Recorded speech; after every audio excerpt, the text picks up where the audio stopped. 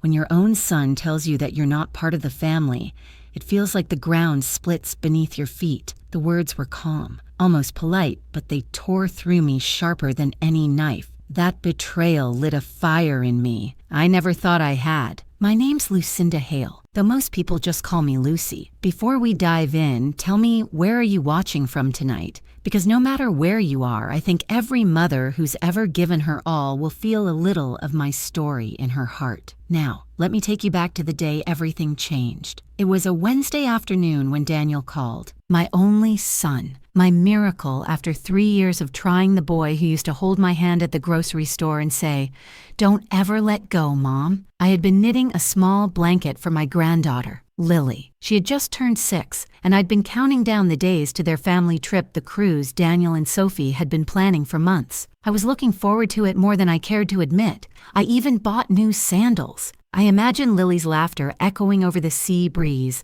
the three of us watching sunsets together. But Daniel's tone that day wasn't warm. It was hesitant, heavy, with something rehearsed. "Mom," he said, "I wanted to talk to you about the cruise." "Of course," I replied, smiling into the phone. "Do you need help packing Lily's things?" No, it's just..."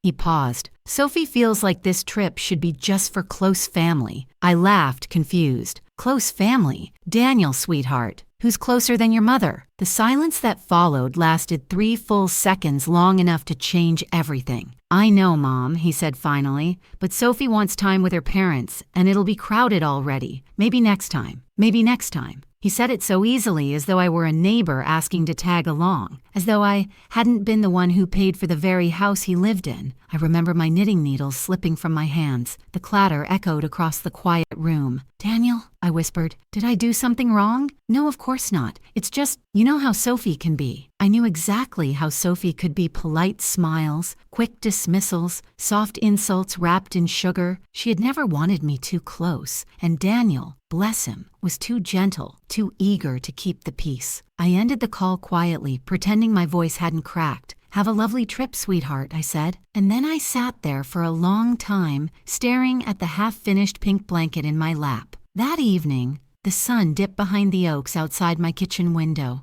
I poured myself a glass of wine, something I hadn't done since before my husband, George, passed away 6 years ago. He'd been my anchor, my partner in everything. When he died, I poured all my love, all my strength into Daniel and his little family. I gave them everything I had: my time, my savings, even the down payment for their home. When they got married, Daniel wanted to rent a small apartment, but I couldn't bear to see them struggle. So I used what George left behind to help them buy a beautiful house in the suburbs. Daniel called it our dream home. Sophie called it a good start. I remember walking through those empty rooms before they moved in, running my fingers along the freshly painted walls, whispering, "This is your legacy, George. Our love built this." Funny, isn't it? I thought I was giving them a home, but what I really did was give them the power to shut me out of it. When Daniel hung up that day, something inside me shifted. I sat in the quiet, listening to the hum of the refrigerator,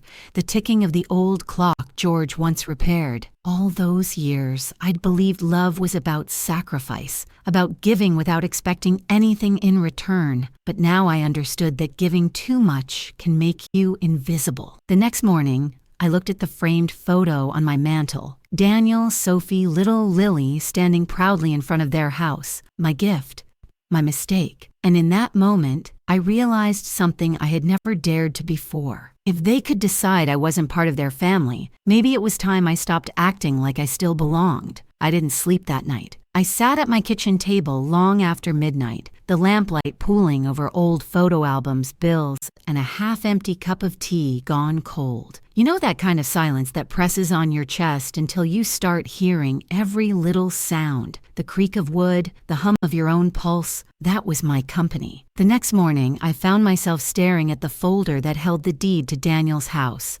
I hadn't opened it in years. It still had the notary's blue seal, my signature neatly pressed beside George's, his name now faded under the sunlit edge of the paper. We'd used his life insurance for that house, our home that never was ours. I could still see the day we bought it, The air smelled of new paint and possibility. Daniel had held the key like it was a trophy, grinning from ear to ear. And Sophie, oh Sophie, she'd stood beside him in that crisp white blouse, her manicured fingers tracing the marble countertop. "It's lovely," she'd said to me with a half smile. "I suppose we'll make it our own." The way she said "our" was like a fence closing in. I'd brushed it off back then. I was just so happy to see Daniel starting his life, to feel like I'd helped him stand on solid ground. We'd moved furniture together, laughed over crooked frames, and ordered pizza on the living room floor that first night. Sophie had gone to bed early. Daniel and I stayed up until 2 a.m. talking about Dad, about George, and how proud he would have been. It was one of those rare nights where the world felt whole again. But time has a cruel way of peeling paint off the perfect walls we build. As the years went on, my visits became shorter. At first it was little things. Sophie forgetting to invite me for dinner or changing plans at the last minute. Then, "You don't need to bring gifts every time, Lucy," she'd say with that tight smile. After Lily was born, I came over to help with laundry and meals. Sophie thanked me, but always with a tone that suggested I'd overstayed. Once I found her whispering to Daniel in the hallway, "She means well, but it's too much. I need space." That word, space, started echoing in everything they said to me. One afternoon, I was trimming the rose bushes in their front yard when Sophie came out, holding her coffee like a prop. "Lucy," she said, "you don't have to do that. The gardener will come next week." "Oh, I don't mind," I smiled, sweat dripping down my temple. "I used to garden with my husband." She didn't smile back, just said softly, "Maybe you should rest more. You do so much already." The words were gentle, but her eyes told me I didn't belong in that garden anymore. That evening, Daniel texted, "Mom, maybe give us some time before coming by again. No argument, no explanation, just space."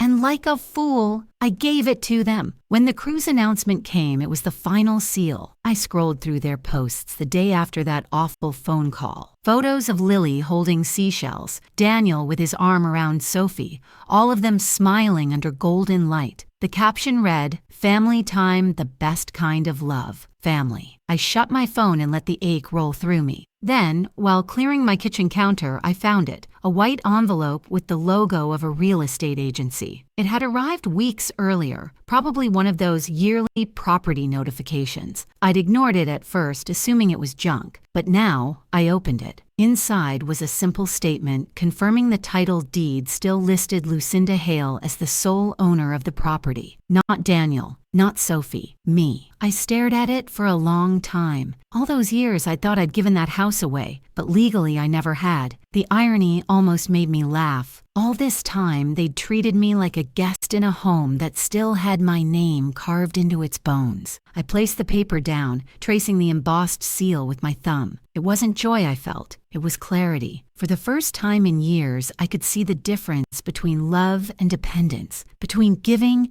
and surrendering. They had taken me out of their family photo, but they forgot who held the camera. That night, I sat by the window and watched the wind move through the trees. In that quiet, something began to settle inside me. Not peace exactly, but something close to it. An awakening, perhaps. I wasn't ready yet to do anything about it, but for the first time in my life, I knew I could. The next morning, I woke up with the real estate letter still on the kitchen table. The sunlight had found its way through the blinds, falling directly over my name, Lucinda Hale, sole property owner. It was strange, almost poetic. For years, I'd walked on eggshells inside that house, afraid to disturb what wasn't mine. But here it was in black and white. It was mine all along. I sat there, tracing the edge of the paper, feeling both foolish and powerful. I could almost hear George's voice again, soft, steady, the way it always was when life got messy. "Lucy," he'd say, "you have a good heart, but don't let people build fences with it." Maybe that's exactly what I'd done. By noon, I had made up my mind. I wasn't going to make any rash decisions not out of anger. I just wanted clarity. So I called Mr. Adams, the lawyer who had handled our estate after George passed. "Lucy Hale,"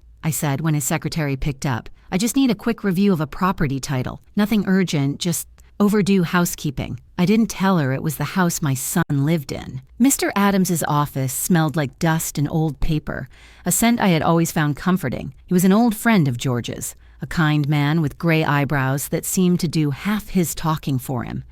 When I showed him the letter, He adjusted his glasses and smiled faintly. Yes, Mrs. Hale. You're still the legal owner. The title was never transferred. You helped your son financially, but unless there was a signed gift deed, the property remains in your name. I blinked. You mean the house is still mine? He nodded. Every brick of it. A strange wave of emotions washed over me, disbelief first, then guilt, then something sharper. Mr. Adams, I said quietly, what would happen if, let's say, I decided to sell it? He gave me a long, measured look. You could. It's your right. But it's also your family's home, isn't it? I looked down at my hands. They were trembling not from weakness, but from something new. Resolve. It's only a home, I said softly, if you're welcome in it. On my way back, I drove past Daniel's street. Their driveway was empty, their curtains drawn. They were still somewhere out at sea, smiling in photos I couldn't bear to look at anymore. The house looked different now, not warm or familiar, just a structure, a possession, a piece of paper that had chained me to pain. When I got home, I placed the deed beside my cup of tea and stared at it. Every time I looked at that paper, I saw pieces of my life written between the lines: George's sacrifice, my love for Daniel, the years of silence I mistook for respect. It's funny how betrayal doesn't always come in one loud crash. Sometimes it comes in whispers, a phone call here, a forgotten invitation there, until one day you wake up and realize you've been erased. That night, I opened my old journal, the one I used to write in when George was alive. I hadn't touched it in years. I wrote down everything. Daniel said I'm not close family. Sophie never saw me as one. Maybe I've been giving love to people who only saw it as charity. My handwriting shook at first, but then it steadied. I wrote for hours all the things I'd never said aloud. I wrote about the nights I stayed up sewing Lily's baby clothes, the time I canceled my trip to Italy because Daniel said they needed help with repairs, the holidays I spent alone so they could visit Sophie's parents instead. Every page was a quiet confession of how I'd lost myself, one act of kindness at a time. And when I closed that journal, I didn't cry. I just sat there, breathing for what felt like the first time in years. A week later, I returned to Mr. Adams's office. I'd like to put the property on the market, I said. He raised an eyebrow. Are you sure? I nodded. Yes, I'm sure. He hesitated before speaking again.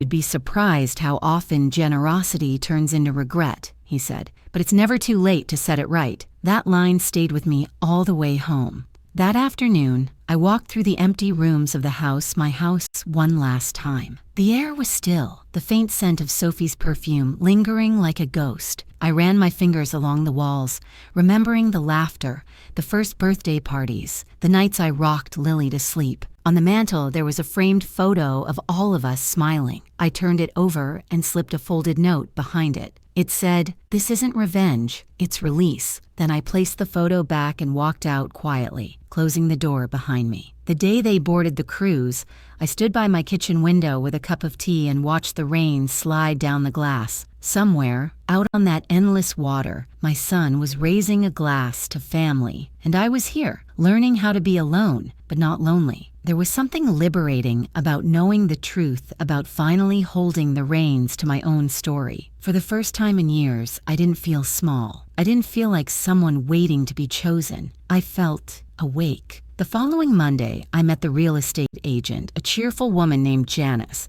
with kind eyes and a brisk way of talking. She reminded me a little of who I used to be before life got quiet. We sat in her office, surrounded by color brochures and smiling couples. "You're certain you want to sell?" she asked, looking over the paperwork. "I'm certain," I said. "I've given that house enough of my life.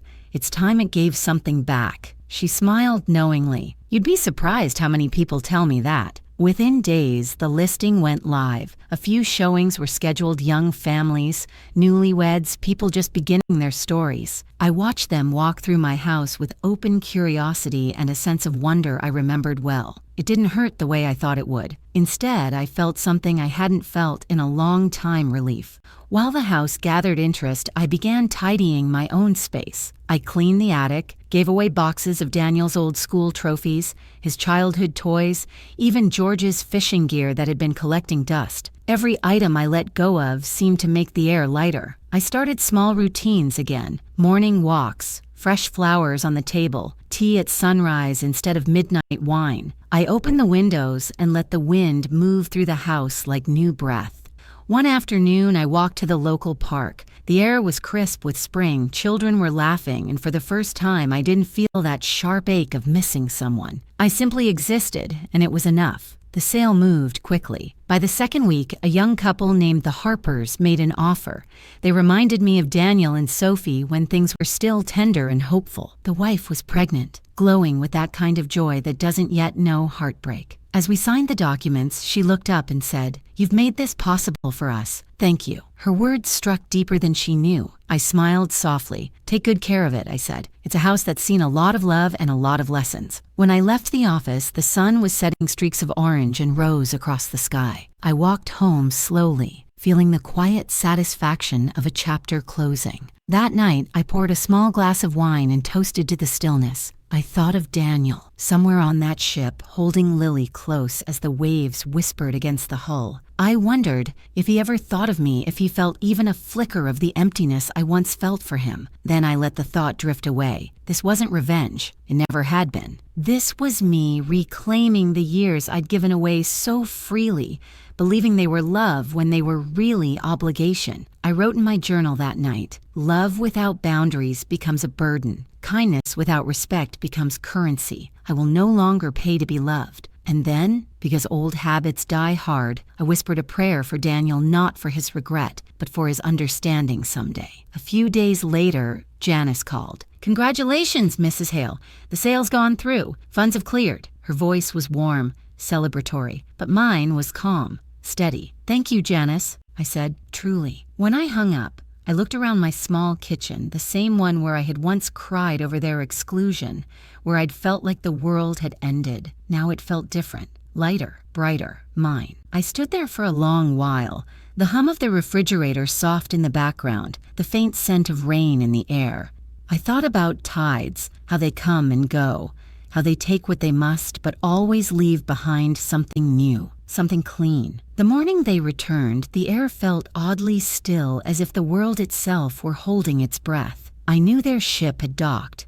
I'd checked the news out of habit. Families were reuniting at the port, children running into waiting arms. But there was no one I was waiting for. I was in my garden, trimming lavender, when the phone began to buzz. The first call, Daniel. I let it ring, then again and again. Finally, I silenced it. Not long after, a message came through. "Mom, there are strangers in our house. What's going on?" For a moment, I just stared at the screen. Our house. The words almost made me laugh. I set the phone down gently and went back to clipping the stems. Minutes later, a car screeched into my driveway. The sound alone told me it was him. Daniel stormed out of the car, face flushed, hair still sun-bleached from the cruise. Sophie was behind him, holding Lily close to her hip, her expression somewhere between outrage and disbelief. "Mom," Daniel shouted before even reaching the porch. "What the hell did you do?" I didn't look up right away. I finished setting the lavender in the basket before turning to him. "Language, Daniel," I said quietly. "Lily's here." He blinked, thrown by my calmness. "Don't do that," he said sharply. "Don't act like nothing happened. We came home and people are living in our house. They said they bought it. From you." I met his eyes, steady as stone. "That's right, they did." For a long moment he just stared, his jaw tightening. "Why?" he demanded. "Why would you do something so cruel?" I sighed, brushing the dirt from my hands. "Cruel, Daniel? You mean like telling your mother she's not close family? Like excluding me from a vacation I helped make possible? Like turning my love into a favor you could revoke whenever it inconvenienced you?" He flinched. "That's not fair." "No," I said firmly, "it's finally fair." Sophie stepped forward, voice sharp and cold. "You sold our home behind our backs. You had no right." I turned to her slowly. "Actually, Sophie, I had every right. The house was mine. I paid for it, signed it, and never transferred the deed. I trusted you both. That was my mistake." She opened her mouth, then closed it again, eyes narrowing as she looked at Daniel. "You said she gave it to us," she hissed. Daniel's face drained of color. We'd always said it was ours. "Words don't make ownership, son." I interrupted gently. Paper does, and my name was the only one on it. He ran a hand through his hair, pacing. You blindsided us. We have nowhere to go, Mom. For a brief moment, guilt tried to rise inside me, but I pressed it down. I had spent years letting guilt be my compass, and it had only ever led me to heartache. I didn't blindside you, Daniel, I said softly. You did that to yourself. Every time you let Sophie push me out, every time you stayed silent when I was told to give space, every time you forgot that the woman who raised you still existed. He stared at me, eyes wide and wet. You're punishing me. I shook my head. No, sweetheart, I'm protecting myself. The silence that followed felt heavy, like the air before a storm. Lily squirmed in Sophie's arms, sensing the tension. Grandma, she asked quietly, why can't we go home? My heart cracked at her little voice. I crouched down to meet her eyes and managed a smile. You will, my love. It just won't be the same house, that's all. She nodded, uncomprehending, then buried her face in her mother's shoulder. When I stood again, Daniel's expression had softened shame, replacing anger. You really sold it, he whispered. I did, I said, because you made it clear I wasn't part of your home anymore. I simply followed your lead. He swallowed hard. I don't know what to say. You don't have to say anything, I told him. Just remember that love is a two-way street. You can't build a home on someone else's sacrifice forever. Sophie turned away, muttering something under her breath. She opened the car door and climbed in with Lily. Daniel lingered for another moment, his eyes glistening. I never meant to hurt you, he said. I know, I replied. That's what makes it worse. He stood there for a moment longer, then nodded and walked away. As the car pulled out of the driveway, I felt the strangest calm settle over me. The confrontation I'd feared for so long had come and gone, and I was still standing still, breathing, still me. Inside, the clock ticked softly, steady as a heartbeat. I poured myself a glass of water and looked out the window at the fading sun. For the first time in years, my silence spoke louder than his voice. The house was quiet again, but it wasn't the same kind of quiet I used to dread. It wasn't loneliness. It was clarity. For days after Daniel and Sophie left, I moved through my routines like a ghost retracing her own footsteps. Every corner of the house held echoes of the life I'd built for others. The dining table where we once celebrated birthdays. The porch where Daniel had painted my nails when he was 5 because I deserved sparkle. Each memory felt both tender and sharp, like glass smoothed by years of tide, but still capable of cutting. I thought that selling their house would bring me triumph, some sort of poetic justice. But what I felt wasn't triumph. It was release. A quiet letting go of a burden I hadn't realized I'd been carrying for years. One evening, I found myself sitting on the porch with a cup of tea, the lavender scent rising softly from the garden below. The sun was bleeding into the horizon, and for a moment, I felt the same ache I did the day Daniel moved out after college, the same bittersweet mix of pride and loss. I'd done it again, loved so deeply I'd erased myself in the process, but this time was different. This time, I didn't want to disappear anymore. I took a long sip of tea and whispered to no one in particular, "You did the right thing, Lucy," and for the first time, I believed it. The days that followed were slow and deliberate. I sorted through old photo albums, kept the ones that made me smile, and donated boxes of things that no longer felt like mine. Every object seemed to hold a story: the wedding china Daniel had never wanted, the rocking chair where Lily had once fallen asleep in my arms, the faded throw blanket that still smelled faintly of baby lotion. I cried a little, then I laughed. It was messy and human and strangely cleansing. About a week later, I received a letter. No one sends letters anymore, so when I saw Daniel's handwriting on the envelope, my heart clenched. I carried it to the kitchen table, placed it in front of me, and stared at it for a good 10 minutes before opening it. Inside was a single sheet of paper. "Mom, I don't know how to start this. Sophie and I are staying with her sister for now. Things between us are tense. She's angry, and I understand why. But after everything that happened, I've had time to really think about what I did to you. I can't defend it. You were there for me my whole life. You worked, sacrificed, gave up your own dreams so I could chase mine. And I repaid you with distance. You didn't just pay for that house. You paid for my peace, my comfort, my stability, and I treated you like a burden. I'm sorry, Mom. I don't know how to fix it, but I want to try.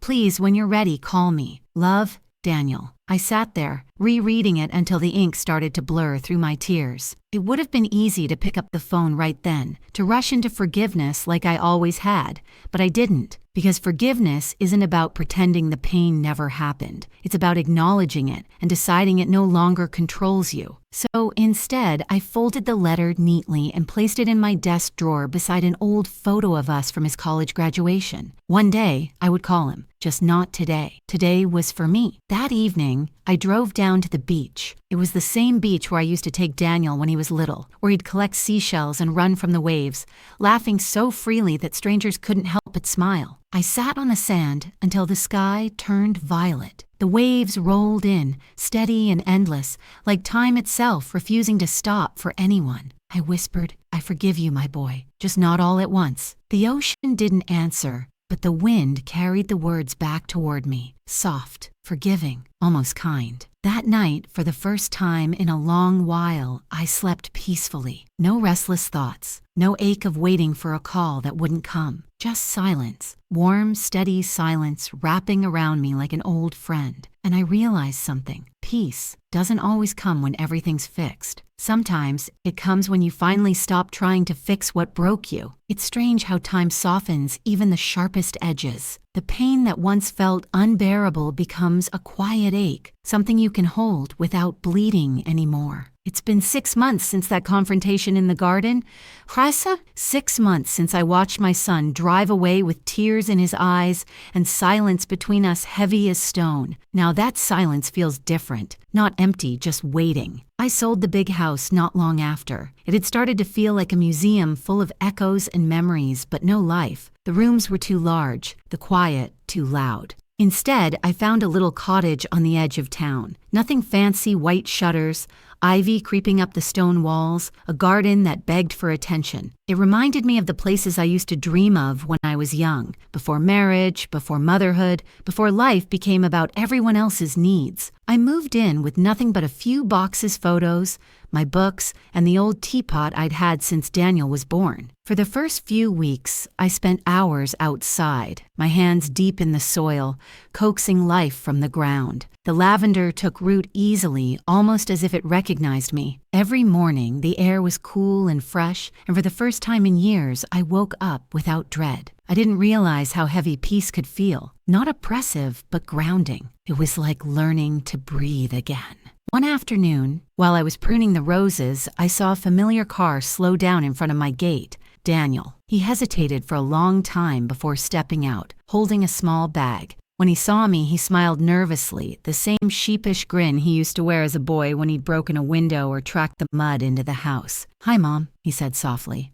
I nodded, wiping my hands on my gardening apron. "Hi, Daniel." We stood there, two people who used to know each other completely, unsure how to start again. He took a breath. I was nearby, thought I'd stop in. "If that's okay?" I gestured toward the porch. "Always." We sat there in the golden light of late afternoon, sipping tea. He told me about his new job, how things with Sophie had grown distant. He didn't sound bitter, just tired. I listened, nodding occasionally, feeling the strange tenderness of hearing his voice again. At one point, he looked around the cottage and said quietly, "This place suits you." I smiled. "It does." He hesitated, then added, "I miss the smell of lavender." "You can come by any time," I said. "There's always plenty." For a while, neither of us spoke. The air between us was fragile but not cold. Finally, he reached into his bag and pulled out a small seashell, pale pink, smooth on one side. "Lily found this on the cruise," he said. "She wanted you to have it." I turned it over in my hand, feeling the ridges beneath my thumb. "Tell her I'll treasure it." He nodded, eyes glistening. "She still talks about you, you know. Every night she asks if Grandma Lucy's coming to visit soon." Something inside me softened completely. "I'd like that," I said quietly. "I'd like that very much." When he left that evening, he hugged me a real hug, not polite or rushed, the kind that said everything words couldn't. "I love you, Mom," he whispered. For a long time, I couldn't answer. My throat was too tight, my eyes too full. Finally, I managed to say, "I love you too, Daniel. Always have." And I meant it. Not with the desperate love that had once chained me to pain, but with the calm kind that forgives without forgetting. After he left, I sat on the porch until the stars came out. The cottage glowed softly behind me, the scent of lavender floating through the air. In the distance,